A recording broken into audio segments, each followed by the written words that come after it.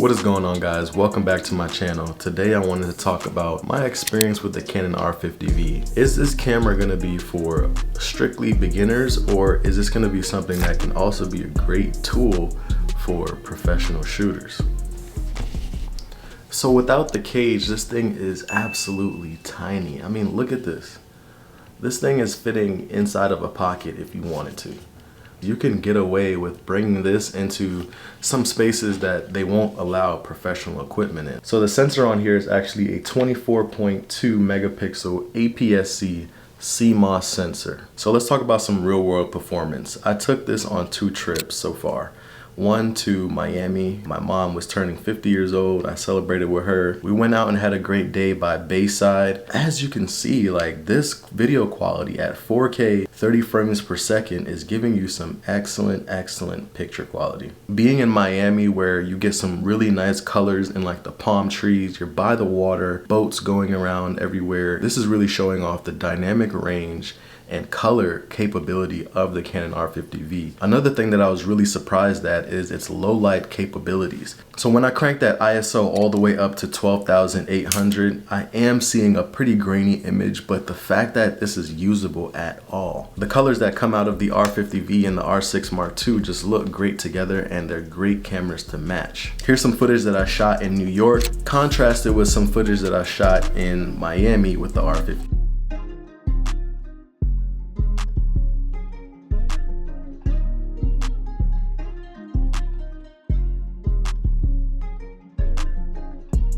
When you're recording in C-Log 3, it can be a little difficult to nail your exposure. That's why you do want to use some of those tools that they provide. False color, peaking, all of these professional things that they brought down into the smaller body that allow you to get a more professional image. But the quickest way for you to look like a rookie is not cleaning your sensor. The sensor is not covered, so whenever you're switching lens outside, it's a good idea to check that you didn't introduce any debris into your sensor.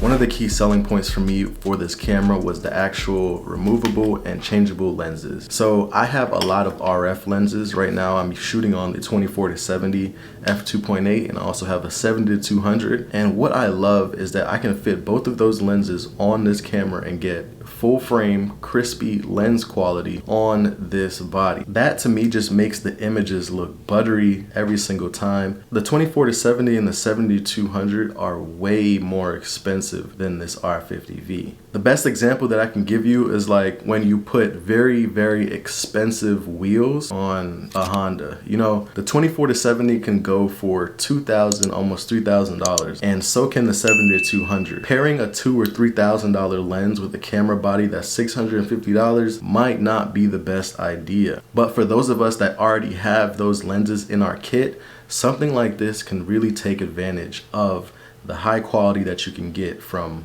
lenses of that quality. Lenses like the 24-70, 70-200, 15-35 f2.8. When you have that f2.8, that means your lens can open up really wide and gather a lot of light. So if you want to record videos like this where you have very cinematic blurred background and then you and your subject are really in frame, you're going to want to get a lens that can get down to f2.8 or lower. And a lot of people will tell you that the lens matters a lot more than the camera body.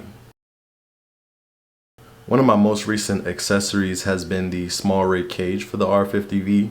I didn't get in black, I actually ended up getting the silver version. I think that it just matches the camera aesthetic and makes it look a little bit more vintage. One of my favorite things that this cage actually does is add an extra support for your pinky here. So you can see normally the camera's about that tall. When you hold it without the cage, you know, you don't have that space for your pinky, so it doesn't hold as well. But when you get the cage, it adds that extra pinky space, making the camera feel a little bit bigger than it actually is. Obviously, another one of the benefits is that it adds Arca Swiss at the bottom, and as well as a few more mounting points and an extra Allen key here. Alright guys, so I just bought my first Sigma lens. Sigma 10-18 f2.8, 67mm filter size. Protect your gear, looks like you got a warranty. And 4 years. Interesting opening here. Got a nice weight to it. And then we have the lens guard. Very impressed already with the size and weight. Before this lens I had a 15-35. Gave up my 15-35, but I really wanted to keep that wide angle.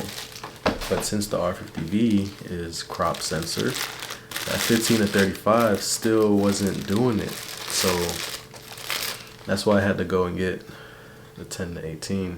I've been doing a lot of research on this lens. So here it is. I've been waiting for this all day. Let's go.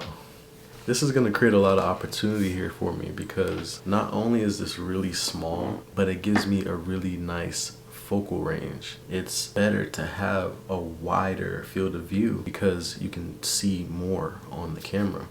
It actually gives it more of a full frame feel because you're gonna have more of that sensor in every single frame.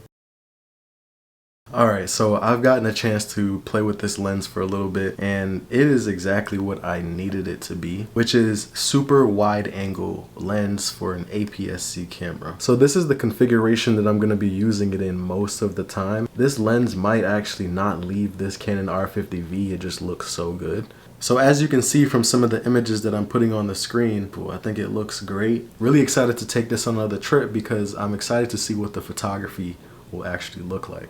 This small compact package is also really nice because it actually replaces my 15-35. I had the RF 15-35 f2.8, so replacing it with this 10-18 is actually perfect because I get that wide angle view back and I get to keep it at f2.8. Alright, so here's my conclusion. How do I feel about this camera? Who do I feel like it's for? Final thoughts. This is my smallest, lightest package for getting high quality images on the go in whatever situation. It has C-Log 3, so I can match up the footage from this with some of my full frame cameras and as well as my C70, my cinema camera. Fully articulating display, very customizable. You are starting to get more lens choice with Sigma creating RF mount lenses, and then SmallRig with an amazing cage that adds all the extra mounting points and that added comfort to add that extra grip at the bottom. This right here, ladies and gentlemen, is the perfect setup. Like I'm gonna try to create so much content with this camera. I encourage you to do some more research, understand the difference between APS-C and full frame. There's a ton of great YouTube videos out there talking about that. This camera is the camera that I wish I had when I started this journey. It's only after years and years and years of experience where I feel like I can put together this camera body lens combination. I can tell a whole story. Versatility, customization, all great qualities that this camera has. The one thing I will say that has been a hindrance is the battery life is not that long. So obviously it's using Canon's smaller batteries. So the only thing I'd say is if I just bought maybe an extra one of these batteries, then we'll be able to shoot all day and get as much content as we need. But for now, I don't think one battery pack is enough. Another way that you can combat that is possibly even putting it on a V-mount and, you know, putting a battery pack on the back. But obviously that makes the camera a lot bigger, a lot bulkier, and obviously that's not what you're going for. I'm not saying the battery life is bad because you are shooting 4K images on this camera. So if Canon was to release an R50V Mark II, or if they release like an R5V or an R6V, where they had like a full frame version of this with a larger body, larger battery, you get maybe full size HDMI, some built-in NDs. It would probably cost a lot of money, but they would have a piece of camera on their hands right there. So that pretty much wraps up my video on the Canon R50V. I've had so much fun with this camera, and I'm gonna be shooting so much more. So you can expect this to be a part of my documentary kit. You can expect this to be a part of my photography kit. You can expect this to be a part of my wedding kit over the next year. And I'm really excited to share a lot of that with you guys. So hope you guys enjoyed this one with the Canon R50V. Thank you for watching, and I'll see you in the next one. Peace.